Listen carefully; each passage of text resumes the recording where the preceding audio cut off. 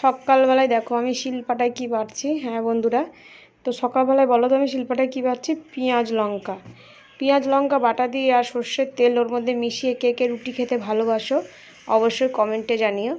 তো তোমার দাদাভাইয়ের খুব একটা ফেভারিট খাবার। তো তোমার দাদাভাই বলছে রুটি অনেক দিন খাওয়া হচ্ছে না, তো এবার থেকে পারলে রুটিই করো। আমি করছিলাম না একমাত্র গরমের জন্য, কারণ তোমার দাদাভাই ভাতই দিচ্ছিলাম, কিন্তু যেহেতু বলছে শরীর ভারী হয়ে যাচ্ছে আমাকে রুটিটাই দিবা, আর ভাত খাবো না। যেহেতু একভাবে পুরো 1.5 মাস পর্যন্ত ভাত খেলো, এতদিন তো রুটি খায়, সারা বছরই রুটি খায়, কিন্তু এই কদিন হচ্ছে দেখো কত খুশি, মানে এই পেঁয়াজ লঙ্কা বাটাটা পেয়ে, মানে এতটাই পছন্দ করে তোমার দাদাভাই এই পেঁয়াজ লঙ্কা বাটা রুটি দিয়ে।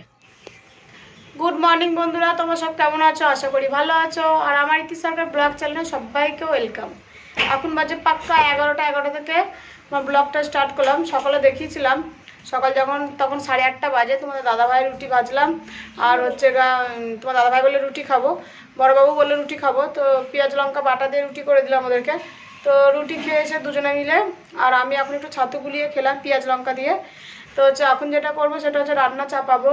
কাজের মধ্যে কিছুই হয়নি, ছোটোবাবুকে নিয়েছিলাম এতক্ষণ, আর পাশের বাড়ি যে মৌসুমি সে এসে নিয়ে গেল ছেলেকে, আমাদের পাশের বাড়ি বউটা এসে নিয়ে গেল মৌসুমি, মানে আমার ছোটোবাবুকে, আর বড়বাবু পড়তে বসেছিল। তো এখন আমি হচ্ছে রান্না চাপিয়ে দিই। কাজের মধ্যে শুধু কাঁচা হয়ে গেছে আর বাসন মাজা হয়ে গেছে, আর বাকি আছে রান্না, ঘর বাড়ি মুছা। তো শরীরে এনার্জিটা পাচ্ছি না, মানে বাবুকে নিয়ে বিছনায় শুয়ে শুয়ে সময় কাটলাম এতক্ষণ ধরে। তো দাদাভাই তো দোকান চলে গেছে। তো মাছ বার করেছি ফ্রিজ থেকে, কী মাছ রান্না করব দেখাই তোমাদেরকে। মাছ আর ঝোল আর ভাত করব, আর তো কিছু করি না আমি, শাশুড়ি মা তরকারি দেয়। তো চলো একবার দেখিয়ে নিই তোমাদেরকে। তো এই যে ইলিশ মাছটা ভাবছি আজকে রান্না করব। জলে ভিজিয়ে রেখেছি, যখন রুটি ভাজছিলাম তখনই বার করে দিয়েছিলাম।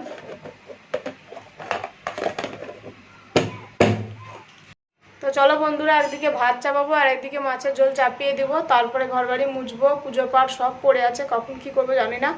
অনেকটা দেরি হয়ে গেল কাজ সারতে, মানে শরীরে এনার্জি পাচ্ছি না, সত্যি কথা বলতে কোনো কাজে মনই লাগছে না। তো কাজ করবো কী করে বলো, শক্তি পাচ্ছি না কাজ করতে, জানি না এরকম হচ্ছে কেন। তো চলো রান্নাটা বসিয়ে দিই আগে। তো বন্ধুরা কটা বাজছে এখন? 1:30 বাজে। তো রান্না বান্না কমপ্লিট হয়ে গেছে, আর হচ্ছে দুই বাবুকে তেল মাখালাম, মাখে এখন চান করছে দুই বাবু কলতলায়, আর আমি সেই সুযোগে ঘর রান্নাটা মুছে আসলাম। আর চলো একবার দেখিনি কি রান্না করেছি। আর দুই বাবু চান করছে, বড়বাবু ছোটোবাবু দুটোকে খেতে দেবো, বড়টাকে খেতে দেবো, ছোটোটাকে খাওয়াবো, খাইয়ে তারপরে হচ্ছে ঘুম পাড়িয়ে আমি চান করে পুজো দেবো। তো চলো বন্ধুরা কী কী রান্না করেছে একবার দেখিনি। কী বলতে আমি জানোই তো এক তরকারি করি, ছোটোবাবুকে নিয়ে বেশি করতে পারি না, আর কিছু তরকারি দিলে আমার শাশুড়ি মা দেয়। তো চলো একবার দেখিয়ে দিই তোমাদেরকে। তো দেখো এদিকে ইলিশ মাছটা কদিনের ছিল বলে ভাজার সময় একটু গন্ধ বেরাচ্ছিলো, কারণ যখন নিয়ে এসেছিলো তখনই পেটটা গলা গলা হয়ে গেছে। তারপর 3-4 দিন পর করছি যেহেতু, তাই একটু ভালো করে তেল ঝাল দিয়ে ভালো করে বেগুন আলু দিয়ে মশলা দিয়ে কষিয়ে রান্না করলাম। আর এটা দেখছো টাঠার খানমানি পাতা, আর এটা হচ্ছে ইঁচড়ের ডাল দিয়ে, মটরের ডাল দিয়ে ইঁচড়, ছোলার ডাল হোক বা মটরের ডাল। তো আমি মটরের ডাল বলো ছোলার ডাল বলো খুব একটা খাই না, আমি মুসুরি ডালটাই পছন্দ করি। আর দু ভাই মিলেই প্রত্যেকদিন এইভাবে চান করে, খুব এনজয় করে, তো আমি একটু করতে দিই, বাচ্চাদেরকে একটু ছাড়া উচিত। তো বন্ধুরা এখন বাজে হচ্ছে 3টে, স্নান করে পুজো পাঠ হয়ে গেল। এবার একটু করবো সেবা। ছোটোবাবু ঘুমিয়ে গেছে, বড়বাবু ড্রয়িং নিয়ে বসেছে, আর এই চেয়ারে জামা কাপড়গুলো আজকে গুছাবো। দুদিনকার জামা কাপড় কত হয়ে গেছে, 1 ঘন্টা লাগবে। তোমার দাদাভাই ঠান্ডা জল না হলে খেতে পারে না, আর আমার তো ঠান্ডা জল লাগেই না, আমার ঠান্ডা জল একটু ভালো লাগে না, মানে আমি ফ্রিজের জল খাই না, এমনি আমি ঠান্ডা খেতে ভালোবাসি কিন্তু ফ্রিজের জল না, তো গলা ব্যথা করে। আর এদিকে দেখো পুজো হয়ে গেছে।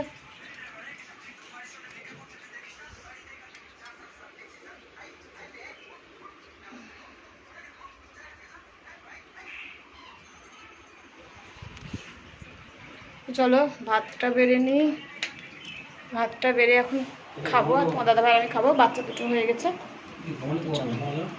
এই তো ভাত খাওয়ার পর সত্যি কথা বলতে বন্ধুরা আমার আর শরীরে কোনো কাজ করে না, অঙ্গ প্রত্যঙ্গ, মনে হয় আমি গিয়ে বিছানায় সাটপাট হয়ে শুয়ে পড়ি, কিন্তু এরকম ভাগ্য খুব কমই হয়। হয়তো ছোটো বাবু উঠে যায়, হয়তো আমার কোনো দিন ঘুমই ধরে না, বেশিরভাগ ছোটো বাবু হওয়ার পর আমার দুপুরে ঘুমই ধরে না বন্ধুরা, কী জানি কেন।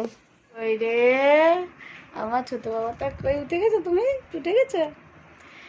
গুড ইভিনিং বন্ধুরা, এখন বাজে 6টা। তো ছোটোবাবু উঠে গেছে দেখো, বাবা, চুলটা একটু আঁচিয়ে দিলাম, একটু জল খেলো। তারপরে দেখো এই যে লেবু নিয়েছিলাম বাড়ির ওপর থেকে, 10 পিস লেবু, মৌসুমি লেবু 50 টাকা দিয়ে। আমার দাদাভাই নিয়ে আসে বাজার থেকে। তো লেবু ছিল, তা সত্ত্বেও আমি নিলাম, দুটো মতো ছিল। তো লেবুটা খুব মিষ্টি বললো, তাহলে আমি চলো একটু জুস বানিয়ে দিই। এই যে জুস, এই জুসারটা দিয়ে এখন রস করে দেবো, আর ছোটোবাবু টুক টুক টুক টুক করে খেয়ে নেবে, তাই না বলো? চলো জুসটা বানিয়ে দিই, ফট করে খেয়ে নেক। ইদানিং বাবুর পেটে কৃমি হওয়ার কারণে না কিচ্ছু ভালো করে খাচ্ছে না। হ্যাঁ, ডাক্তার দেখিয়েছি, কৃমির ওষুধও খাচ্ছে, কিন্তু ওর ঘন ঘন কৃমি হচ্ছে। তো দেখো এদিকে ফল বলতে কোনো সেরকম কিছুই দেওয়া হয় না। তো মৌসুমি লেবুটা তোমার দাদাভাইকে আনিয়েছি, এটা রস করে দিচ্ছি। আর আমিও কিনছি বাড়ির ওপরে, এই যে লেবুগুলো আমি কিনেছিলাম, তো এটারই রস বানিয়ে দিচ্ছি আর কি। তো দেখো এই যে একটা মানে ফিডিং বলতে পারো, এটা কিনেছিলাম আমি ছোটোবাবুর জন্য ছোটোবেলায়, ছোটোবেলায় 1 বছর কি 9 মাস বয়সে, সেই লাখ খাওয়ানোর জন্যে। তো সেই লাখটা যেহেতু দানা দানা থাকে ভিতরে, আটকিয়ে যায়, চামচ টাইপের এইটা। তো হচ্ছে গা এই জল বলো, জুস বলো, এগুলো একটু ভালো খাওয়ানো হয়, এটাতে তাড়াতাড়ি খাওয়ানো হয়ে যায়। তো বেশ খেয়ে নিল কত সুন্দর জুসটা, দুটো লেবুর রস কী সুন্দর খেয়ে নিল। আর লেবুটা সত্যি মিষ্টি ছিল। বন্ধুরা এখন বাজে 7:30, বড়বাবু বললো কিছু খাবার দাও, খাবো। ও 7টার দিকে একটু কিছু খায়, কিছু বানিয়ে দিতে হয়। তো আমি চলে আসলাম, ছোটোবাবুকেও খাওয়াবো দুধ। তো এই যে ছোটোবাবু দুধ গরম হয়ে গেছে, করলাম। আর বড়বাবুর জন্য যে ডিম টোস্ট বানাচ্ছি পাউরুটি দিয়ে, চলো দেখায় একবার। এই যে হয়ে গেছে ডিম টোস্ট, আর এই যে দুধ, দুই বাবুর খাবার রেডি। তো চলো দিয়ে দিই ফাটফাট করে দুই বাবুকে। এই যে বাবা খাবার, তুমি খাবা? তোমার দুধ আসছে, দাঁড়াও। তো বন্ধুরা এখন বাজে হচ্ছে 9:45, আটা সানতে বসে গেছি। ভাত আছে দিনেকার। তো একটু আগে আমাদের এদিকে বৃষ্টি হলো, একটু ঝড় হলো।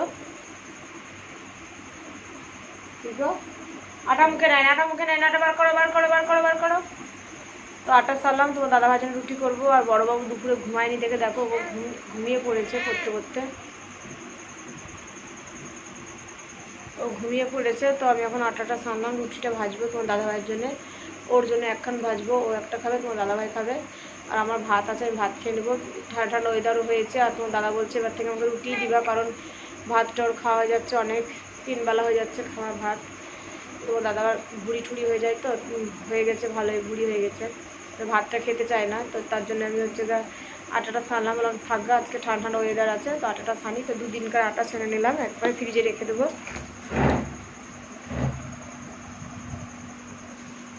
তো এখন রুটি ভাজবো, ছোটোবাবুকে ফোনটা দিব, একটু ভিডিও মানে গাড়ি দেখবে, মানে ঘুঘু দেখে আর কি, গাড়ি দেখে, ট্রেন গাড়ি দেখে, তো ও দেখবে। আর আমি এই রুটিটা তখন ভেজে নেবো।